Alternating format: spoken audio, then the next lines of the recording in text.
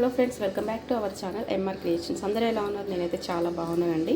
మీరందరూ కూడా బాగుండాలని చెప్పి మనస్ఫూర్తిగా కోరుకుంటున్నాను. ఈరోజు నేను కందికట్టు ఏ విధంగా తయారు చేసుకోవాలో చూపించబోతున్నాను. నార్మల్గా చాలా తక్కువ మందికి తెలిసి ఉంటుందండి ఈ కందికట్టు అనేది.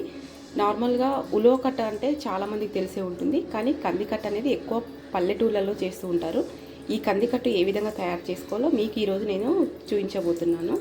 దానికోసం నేను ఒక 150 గ్రామ్స్ అయితే కందులు తీసుకున్నానండి. ఇవి కొత్త కందులు.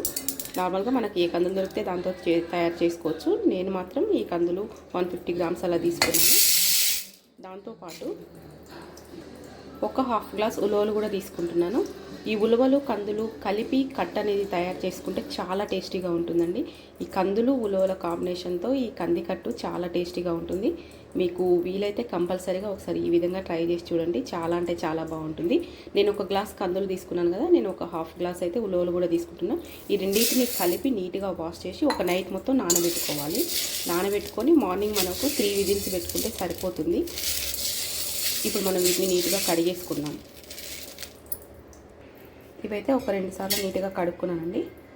ఇవి మునిగేంత వరకు అయితే వాటర్ పోసి పెట్టుకున్నాం. ముందే మనం ఒక నైట్ అయితే ఖచ్చితంగా నానబెట్టుకోవాలి, ఎందుకంటే అప్పటికప్పుడు అంటే మనకి ఇవి తొందరగా ఉడకవు అన్నట్టు. అందుకే ముందు మనం ఒక నైట్ ముందే నానబెట్టుకుంటే మనకు ఒక 3 విజిల్స్లో ఉడికిపోతాయి.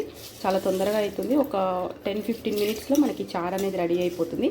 కాబట్టి మనం ఈ ఒక నైట్ ముందే నానబెట్టుకుంటే మనకి ఎలాంటి ప్రాబ్లం అనేది ఉండకుండా ఈ కందులు తొందరగా ఉడికి చారు కూడా చాలా చిక్కగా వస్తుంది, చాలా టేస్టీగా కూడా ఉంటుంది. నేనైతే ఒక రోజు నైట్ ముందే నానబెడుతున్నా. పల్లెటూళ్ళలో అయితే చాలా ఎక్కువ మంది చేస్తూ ఉంటారండి కందికట్టు, ఉలవకట్టు అనేది. ఈ రెండింటి కాంబినేషన్లో ఇంకా చాలా టేస్టీగా ఉంటుంది. ఒకసారి ఈ విధంగా ట్రై చేసి చూడండి, మీ అందరికీ కన్ఫామ్గా నచ్చుతుంది. పల్లెటూళ్ళలో అయితే చాలా చేస్తూ ఉంటారు ఈ విధంగా. అదే ప్రాసెస్లో నేను మీ అందరికీ చూపించాలని చెప్పి అనుకున్నాను. నేను ఒకరోజు నైట్ ముందే నానబెట్టేసుకుంటున్నాను. ఈ విధంగా మనం మూత పెట్టుకొని ఎర్లీ మార్నింగ్ మనము ఒక 3 విజిల్స్ అనేది పెట్టుకుంటే మనకు చారు అనేది రెడీ అయిపోతుంది. చాలా టేస్టీగా ఉంటుంది. నేను మార్నింగ్ వీటిని ఒక 3 విజిల్స్ పెట్టేస్తే మనకు చారు ఈ విధంగా తయారు చేసుకోవాలో నేను మీకు చూపిస్తాను. మార్నింగ్ వరకు అయితే మనకి ఈ విధంగా మంచిగా నానిపోయి ఉంటాయి కందులు, ఈ ఉలవలు అనేది.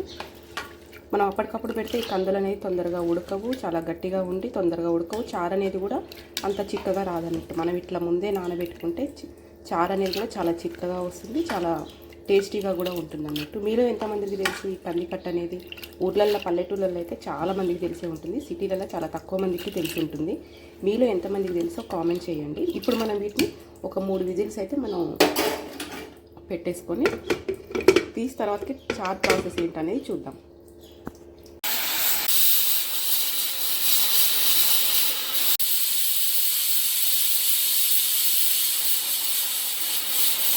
ఇదైతే ఇప్పుడు 3 విజిల్స్ వచ్చింది. ఇది చల్లారేలోపు ఈ చారు కావాల్సిన మిగతా ప్రాసెస్ ఏంటో చూద్దాము. ఈలోపు మనం ఒక చిన్న నిమ్మకాయ సైజంత చింతపండు కూడా నానబెట్టుకుందాని, నీట్గా కడిగి పక్కన పెట్టుకుందాని. ఈ కందిచారు అనేది కొద్దిగా వగరు ఉంటుంది, అందుకోసం అని చెప్పి దాన్ని బ్యాలెన్స్ చేయడం కోసం మనం కొద్దిగా చింతపండు రసాన్ని యాడ్ చేసుకుంటే చాలా బాగుంటుంది. నార్మల్గా కందిపప్పు, సాంబారు, చారు, రసము ఇలా అందరం ట్రై చేస్తూనే ఉంటాం. ఒక్కసారి ఈ విధంగా కందికట్టు కూడా ట్రై చేసి చూడండి, చాలా బాగుంటుంది. కొద్ది చింతపండు ఒక 5 నిమిషాలు నానబెట్టుకుందని. ఇది పూర్తిగా నానిన తర్వాతకి దీంట్లో నుంచి చింతపండు రసం తీసి మనం ఈ చారులోకి యాడ్ చేసుకుంటే సరిపోతుంది. అట్లా అని చెప్పి మనం చింతపండు ఎక్కువ అయ్యేలా అయితే ఉండకూడదండి. ఎందుకు అంటే పులుపు ఎక్కువైతే మనకు ఆ చారు ఫ్లేవర్ అనేది పూర్తిగా పోతుంది. అందుకోసం కొద్దిగా చూసి చింతపండు అనేది తక్కువ వేసుకుంటేనే మనకి చారు టేస్ట్, ఆ ఫ్లేవర్ అనేది మనకు పూర్తిగా తెలుస్తుంది అన్నట్టు. అందుకోసం చూసి కొద్దిగా చిన్న నిమ్మకాయ సైజ్ అంత చింతపండు వేసుకుంటే సరిపోతుంది. ఇది నానిన తర్వాతకి నెక్స్ట్ మిగతా ప్రాసెస్ చూద్దాము. కందులు పూర్తిగా చల్లారిపోయాయండి. ఇప్పుడు దీంట్లో నుంచి మనము ఈ రసం అనేది తీసి వేరే గిన్నెలోకి ఉంచుకుందాము. చూసారా, కందులు కూడా చాలా మంచిగా ఉడికిపోయినట్టు. ఇవి ఏదో వేస్ట్ అవుతాయి కదా అని చెప్పి అనుకోకండి. ఇవి ఈవినింగ్ స్నాక్స్ లాగా మనం పిల్లలకు పెడితే కూడా చాలా మంచిది, చాలా హెల్దీ కూడా. ఇవి స్నాక్స్ లాగా మనం కొద్దిగా దీంట్లో పోపు అనేది వేసి ఈవినింగ్ స్నాక్స్ లాగా పిల్లలకి ఇస్తే చాలా బాగుంటుంది. దీంట్లో నుంచి మనం ఇప్పుడు ఈ చారు అయితే పక్కకు ఒక గిన్నెలోకి తీసుకుందాము.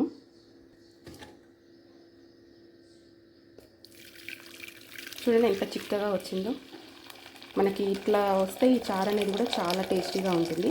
ఇలా పూర్తిగా వంచేసుకొని ఇది కొద్దిగా చల్లారిన తర్వాతకి ఆ చింతపండు రసం యాడ్ చేసుకొని కొద్దిగా మసల పెట్టుకుంటే ఇది పూర్తిగా అయిపోయినట్టే. దీంట్లో కొద్దిగా చింతపండు రసం యాడ్ చేసుకొని కొంచెం సాల్ట్ కొంచెం కారం వేసుకొని ఒక 5 మినిట్స్ దీన్ని మసలబెట్టుకొని తాలింపు అనేది వేసుకుంటే మనకి కంది కట్ట అనేది రెడీ అయిపోయినట్టే.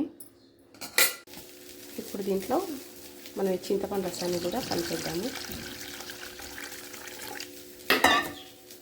అదేవిధంగా 1 స్పూన్ ఉప్పు, కొద్దిగా కారం ఎక్కువ వేసుకోవద్దు, కొంచెం వేసుకుంటే మనకి చారు ఫ్లేవర్ అనేది పూర్తిగా తెలుస్తుంది. కొద్దిగా కారం వేసి కొద్దిగా వాటర్ వేసుకుందాము. దీంట్లో ఒక చిన్న గ్లాస్ వాటర్ ఒకటి వేసుకొని మనం ఈ చారు అనేది మసలు పెట్టుకున్నాము. కొద్దిగా ఒక చిన్న గ్లాస్ వాటర్ ఒకటి వేసుకొని ఈ చారు అనేది మనం ఇప్పుడు పూర్తిగా మసలు పెట్టుకున్నాం. ఒక 5 నిమిషాలు మసలు పెట్టుకుంటే మనకి ఫ్లేవర్ అయితే చాలా బాగుంటుందండి. మా సైడ్ అయితే దీన్ని కంది కట్టు అంటారు. మీ ఊరి సైడు ఇది చారుని ఏమంటారో కామెంట్ చేయండి. మీలో ఎంతమంది కంది కట్టు తిని ఉంటారు అనేది కూడా కామెంట్ చేయండి. చాలా టేస్ట్ ఉంటుంది. ఒక 5 మినిట్స్ మనం ఈ చారు అనేది మసలబెడదాము. మసలబెట్టి తాలింపు వేసుకుంటే మనకి కంది కట్టు అనేది రెడీ అయిపోయినట్టే.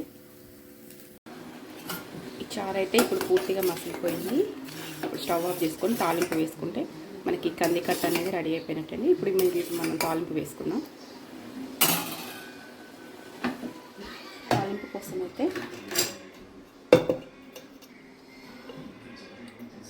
1 స్పూన్ ఆయిల్ వేసుకుంటున్నాను. తాలింపు కోసం ఒక పెద్ద సైజు ఆనియన్ తీసుకొని ఈ విధంగా పెద్ద ముక్కలుగా కట్ చేసుకున్నాను. ఒక 4 పచ్చిమిరపకాయలు, కొద్దిగా కరివేపాకు, ఒక చిన్న టమాటా అండి ఈ విధంగా చిన్న చిన్న ముక్కలుగా కట్ చేసుకున్నాను. ఈ కందికట్లోకి ఈ టమాటా చాలా టేస్టీగా ఉంటుంది. అదేవిధంగా ఒక 4 వెల్లుల్లిపాయలు కూడా ఈ విధంగా స్మాష్ చేసుకొని వేసుకుంటున్నాను తాలింపులో. వేడైపోయిందండి. ఇప్పుడు దీంట్లో కొద్దిగా తాలింపు దినుసులు వేసుకుందాం. కొద్దిగా జీలకర్ర, ఆవాలు, ఎండుమిరపకాయలు,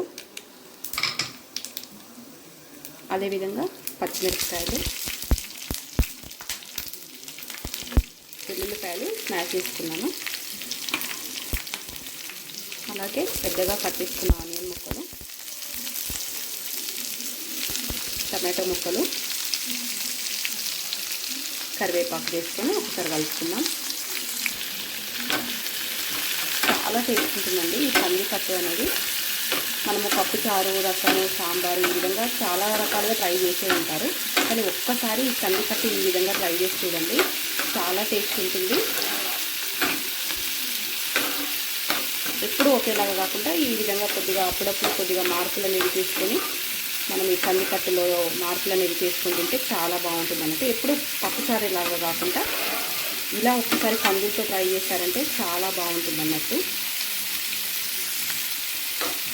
ఇది కొద్దిగా ఉడికేంత వరకు మనం ఈ విధంగా కలుపుకుంటే సరిపోతుంది.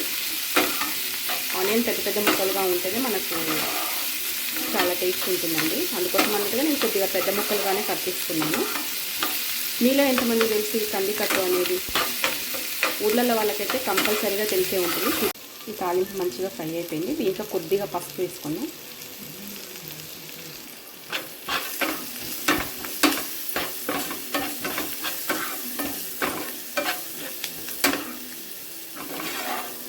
ఈ కందికట్టు తెలిసిన వాళ్ళు కామెంట్ చేయండి, మీలో ఎంతమంది తినుంటారనేది. ఒక్కసారి ఈ విధంగా ట్రై చేసి చూసారంటే మళ్ళీ మళ్ళీ ఇదే విధంగా ఈ కందికట్టు అనేది తయారు చేసుకుంటారండి. అంత టేస్టీగా ఉంటుంది అన్నట్టు. ఇప్పుడు ఈ తాలింపు అనేది అయిపోయింది. మనం దీన్ని ఆ చారులో కలిపేసుకుంటే ఎంతో టేస్టీ అయిన కందికట్టు అయితే రెడీ అయిపోయినట్టేనండి. ఈ తాలింపు అనేది మనం ఆ చారులో కలిపేసుకుందాం. ఎంతో టేస్టీ అయిన కట్టు చారు అయితే రెడీ అయిపోయినట్టే. చాలా టేస్ట్ ఉంటుందండి. ఒకసారి ఈ విధంగా ట్రై చేసి చూడండి. ఎప్పుడూ తినని వాళ్ళకైతే ఖచ్చితంగా నచ్చుతుంది.